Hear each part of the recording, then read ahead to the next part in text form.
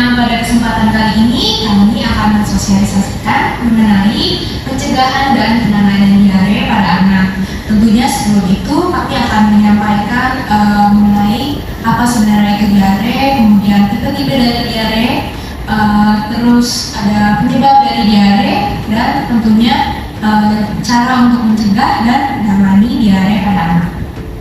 Nah, kemudian bisa dilihat di sini, bisa saja satu atau dua kali anak sempat merasa gelisah sambil memegang perutnya atau bahkan sambil berkata, aduh mama sakit perut.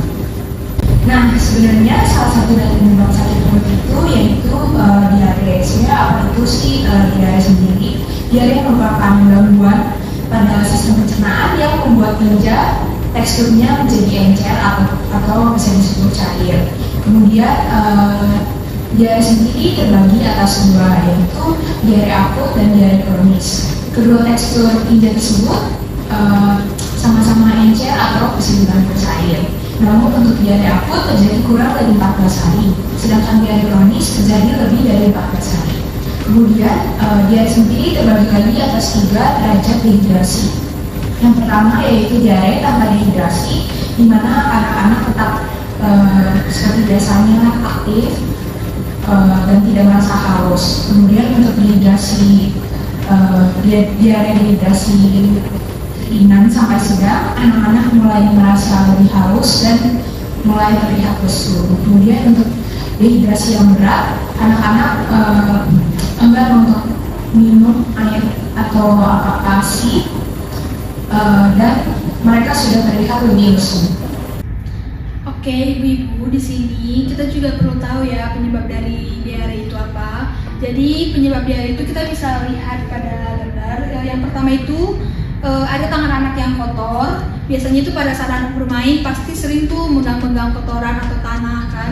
Lalu setelah tangannya masih kotor itu dia masih pegang mainannya itu jadi kotor, dan dari tangan yang kotor itu anak juga memiliki kebiasaan seperti memasukkan jari tangan ke mulut itu kotor, dan itu bisa menyebabkan diare. Lalu yang selanjutnya ada botol susu atau alat makan anak yang masih kotor atau kurang bersih saat mencuci, atau bisa jadi pada saat botol atau alat makan itu jatuh langsung diambil lalu dimasukkan ke mulut, itu bisa menjadi penyebab diare tersebut.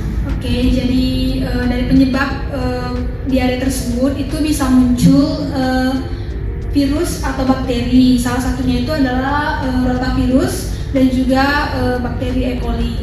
Oke, di sini juga ibu-ibu perlu tahu ya, apa sih rotavirus itu dan apa sih E. coli itu.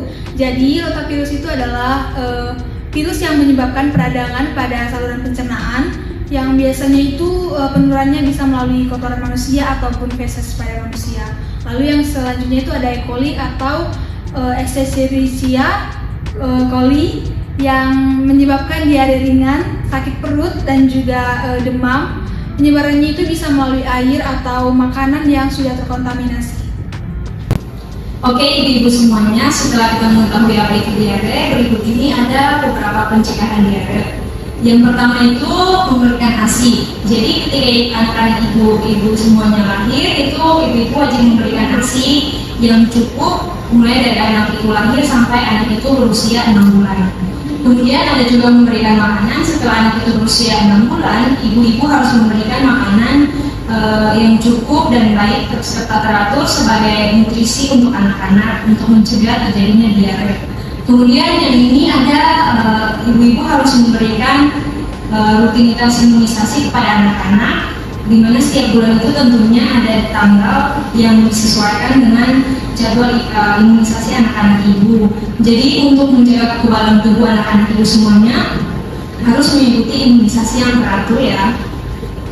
Nah, selain pencegahan dengan menjaga pola makan, kemudian memberikan ASI dan juga imunisasi, ini juga ada beberapa pencegahan. Selain untuk menjaga makanan dan ASI, kita juga perlu menjaga kesehatan lingkungan dan kebersihan rumah kita. Jadi ibu-ibu perlu memperhatikan kebersihan rumah dan lingkungan tempat anak bermain. Setelah itu juga ada bagaimana ibu-ibu harus memperhatikan kebersihan tangan ibu sebelum memberi dan sesudah memberikan makan kepada anak. supaya apabila ada kotoran atau bakteri di tangan ibu tidak tertular ke anak-anak ibu sehingga akan terjadi diare. Kemudian ini ada gambar mainan dan botol minum anak, di mana ibu harus menjaga sterilisasi dan ibu perlu menjaga kebersihan dari mainan-mainan dan alat makan dari anak-anak, sehingga pada saat anak-anak menggunakan untuk bermain dan juga untuk makan tidak menjadi kemungkinan untuk dapat menjadi penyebab diare. Nah, seperti yang sudah kami sampaikan sebelumnya mengenai 3 derajat dari dehidrasi diare, tentunya kita perlu menangani diare pada anak dengan kembali menghidrasi anak-anak supaya tidak dehidrasi ya tentunya. Penanganan yang pertama yaitu dengan memberikan ASI dengan lebih sering sehingga mencegah dari dehidrasi itu sendiri. Kemudian ada memberikan cairan rehidrasi oral atau oralit yang mengandung air, gula, dan elektrolit. Kemudian apabila ibu merasa anak-anak ini diarenya itu gak sembuh-sembuh, jadi kita perlu membawanya ke dokter di posyandu ataupun di rumah sakit sehingga anak-anak bisa mendapatkan tindakan yang sesuai untuk menangani diare tersebut. Nah, sebelumnya terima kasih untuk ibu-ibu karena sudah menyempatkan waktu untuk mendengarkan apa yang telah kami sampaikan tentang cara mencegah penyakit diare pada anak. Kedepannya kami berharap ibu-ibu semua dapat menerapkan pola hidup sehat agar dapat mencegah penyakit diare pada anak. Sekian dari kami dan terima kasih ibu-ibu.